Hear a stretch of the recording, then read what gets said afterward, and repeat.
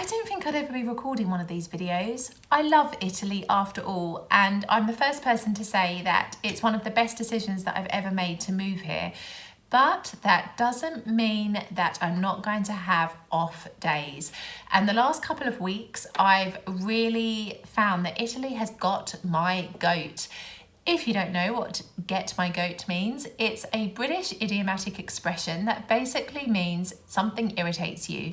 And yes, that something has been Italy for the past couple of weeks. And I want to talk about this because, you know, I think sometimes there's a bit of a taboo when you say that the country you've moved to irritates you because you don't feel like you have the right to do it. You've chosen to live there after all, but come on, that's not normal. We're humans, even Italians complain about Italy. Of course, coming as an outsider, you're going to have some things that you don't like about it as well. And so, big fat disclaimer, I love living in Italy. Before anybody decides to leave me any hate, I've already spoken about the hate up here. I don't want to have to do another video. So for this reason, let's get into it. So the first thing that has really got my goat this week has been the sheer volume of traffic. Now, Salerno is a city, but it's a very small city, granted. And there are probably like 2, maybe 3 roads that kind of encompass the whole of the city, like the main roads, if you like. And so if there is a problem on one of these roads, it tends to back up and affects all the rest of the city in terms of the congestion. And this morning was no exception. I think there was an accident on one of the main roads and it backed up pretty much all around Salerno. And as a result, not only was there a lot of traffic, which yes, you know, I'm kind of used to having lived in London, but also it resembled something like the London Philharmonic Orchestra with the car horns that were sounding from the cars.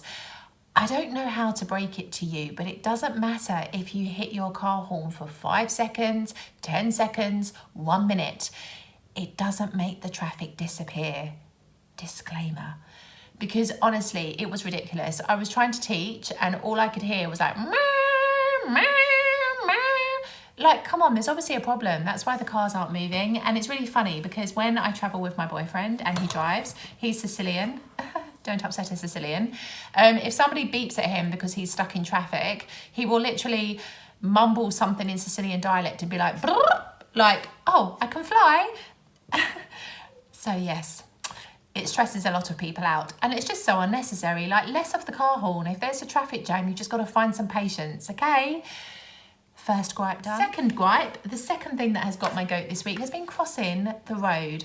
Dear driver, I'm really sorry if you have to take 2 seconds, that's correct, 2 seconds, I've got long legs, doesn't take me long to cross the road, to stop your car and allow me to pass from one side of the street to the other. I'm very sorry if it inconveniences you. I'm very sorry if it's very, very difficult, to put your foot on the brake and stop your car. I'm very sorry if you look at me and you're unable to see that you are looking at me because you carry on driving past. I'm very sorry that if you do decide to stop, often it's within millimetres of my body, or even worse, you go right around it. I mean, come on. Like, we have something called the highway code in the UK. I'm not sure if it's even in existence in Italy, and it cracks me up because you should see the theory test that the Italians have to take to drive. It's like you're allowed to get maybe 1 or 2 answers wrong. They put so much effort into the written paper, but put some effort into the practical elements of driving because trust me, there are a lot of errors and flaws and things that are bloody crazy that you just don't see in the UK. So crossing the street is one of them. It really winds me up that people don't have the patience to even stop, that they will carry on driving even when you're crossing the road. Listen, now I cross that road and I'm on a zebra all the time. I'm on the stripes. So I'm crossing where I should be crossing because I think you touch my body, you best have some euros in your bank account to pay me, va bene? And I talk like this because I'm a Londoner. This is how we speak. This is not an English lesson. This is real talk. So, you know, just this really, I'm fed up. This has been going on for 3 years now. Like, I cannot believe that Italians put up with this. It's ridiculous. Gripe number 3. There's a lot of gripes to do with cars here. I don't really mean to do this, but it's true. The people that use their phone when they are driving. I mean, if you're looking at your phone, that means you're not looking at the road, which means if somebody crosses in front of you or a car repositions itself at the last minute, chances are things are not going to look pretty.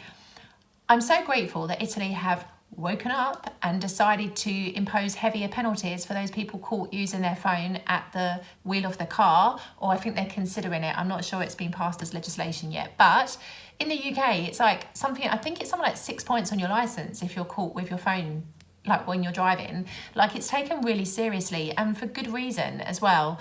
And you know, like, even to the point where you will see young children in cars without a car seat, and sometimes even without a seatbelt. The worst thing I saw the other day, which I was like, good God, you have a Mercedes-Benz 4x4, you clearly have the money to buy a freaking car seat for your child. There was a baby on the lap of the driver of the car. Good God, if that driver had to do an emergency brake, because trust me, we all know when we're driving, it isn't necessarily you at fault, but often the people around you. If that driver had to do an emergency brake for something out of their control, where's that baby going to go? Straight through the window screen. It doesn't matter how tight you're holding onto it. It drives me nuts. I cannot believe that this is how people drive here in Italy. Sends a seatbelt, sends a car seat for the children, and always with a mobile phone. It gets my goat. So the next thing that gets my goat, living here in Italy, are the afternoon siestas. Yes, I call them siestas. I know this is not the Italian word, but it's how I refer to them as. So the afternoon siestas, when the shops will close in the south of Italy for 2 to 2.5 hours and everybody kind of goes to sleep. It's a very strange thing, because on the one hand, there are some days I absolutely love it. I'm like, yes, I don't have to do anything for a couple of hours. It's an excuse to stay at home and relax. But on the other hand, there are some days where the only free time I have is in that period, and I cannot do the things that I need to do because everything is closed.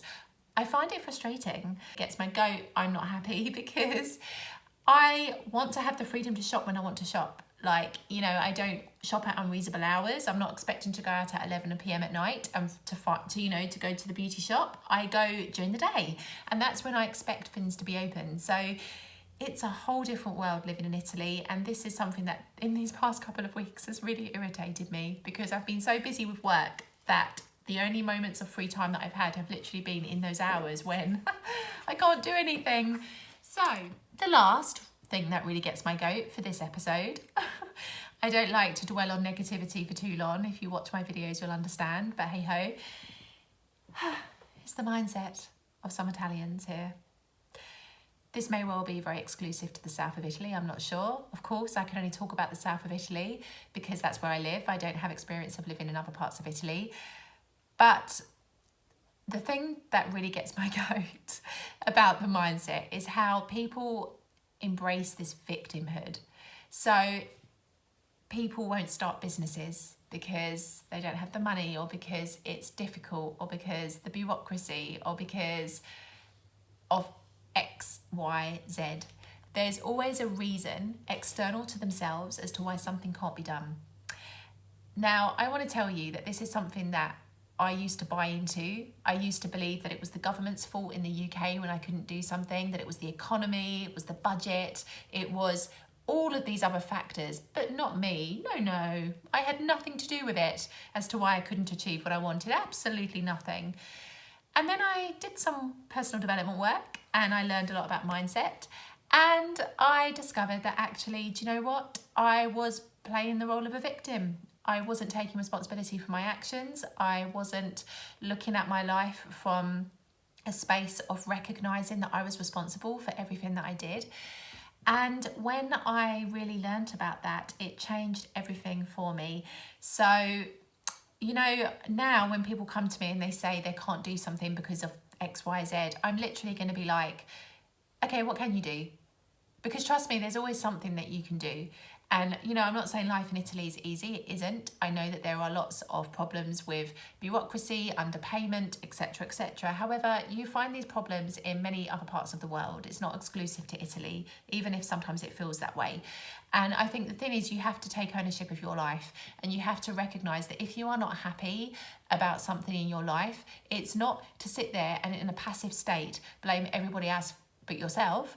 Is actually to look inward at yourself and be like, well, what can I change? What can I do to turn this situation around? Because all the while that you are blaming everybody else for the reason you can't open your business, the reason that you haven't got enough money, the reason you still live at home with your parents, the reason that your life sucks, whatever it may be, insert your reason here, all the while that you're looking externally and blaming everybody else, you're keeping yourself in that situation intentionally. You need to wake up and recognize that you are the creator of your life, nobody else. It's nobody else's responsibility to help you to achieve your dreams. It's yours and yours alone. And you know, when I realized that, it completely transformed my life. And trust me, I've played tennis with a lot of rubbish in my life, and I've dealt with a lot of stuff, but I've always come through it the other side because I've realized that I create my experiences, I create my life. And so if I'm dealing with a situation that isn't ideal, I'm damn well going to make sure that I learn something from it and that I become a better person as a result. And I'm certainly not going to sit there and be like, I can never make something of myself because this happened to me or because of this situation. I'm going to be like, this happened to me, but I'm going to make me a better person. Or this happened to me, but it doesn't have to define me. This is the difference. So yes, just a few little gripes that have really been getting me down these past couple of weeks. Of course, I love living in Italy, but you know, I think it's healthy sometimes to show what real Italy is like and not just like, welcome to Italy, eat the pizza, drink the spritz. There's a bit more to it as well. But anyway, normal service will resume in my next video. I have some amazing content to show you in these weeks. So, you know, if you're not already subscribed, what are you waiting for? Hit the subscribe button. I have some amazing videos coming to you very soon, all to do with Christmas and life in Italy, and yes, all this goodness. Until next time, ciao ciao.